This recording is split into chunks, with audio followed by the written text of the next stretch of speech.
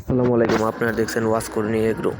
গতকাল একটি ভিডিওতে দেখিয়েছিলাম আমি একটি ইনকিউবেটরে 50টি কোয়েল পাখি ডিম বসিয়ে দিয়েছিলাম। ডিম বসানোর একদিন পরে অর্থাৎ আজকে একটি সমস্যার সম্মুখীন হই। সেটা হচ্ছে এই ইনকিউবেটরটি যেহেতু একটু বড়, সেহেতু তাপমাত্রা নিয়ন্ত্রণের জন্য আমাকে 3টি লাইট ব্যবহার করতে হয়েছিল।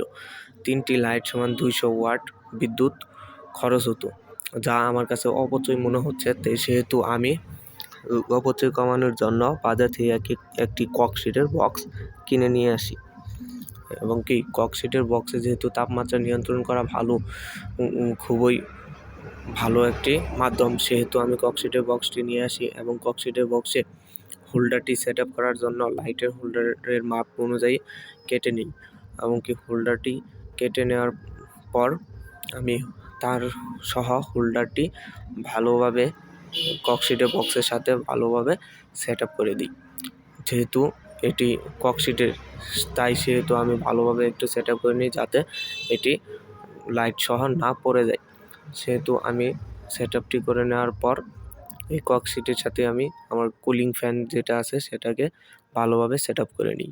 সেটা সেট আপ করার পর আমি ককশিটের বক্সে যাতে অক্সিজেন প্রবেশ করতে পারে, সেহেতু অক্সিজেন প্রবেশের জন্য ফ্যানের বিপরীত পাশে আমি কয়েকটি ছিদ্র করে লাইট এবং ফ্যানের সাথে কন্ট্রোলারের কানেকশন দেওয়ার জন্য আমি কন্ট্রোলারের সাথে লাইট এবং ফ্যানের তারটি লাগিয়ে দিই।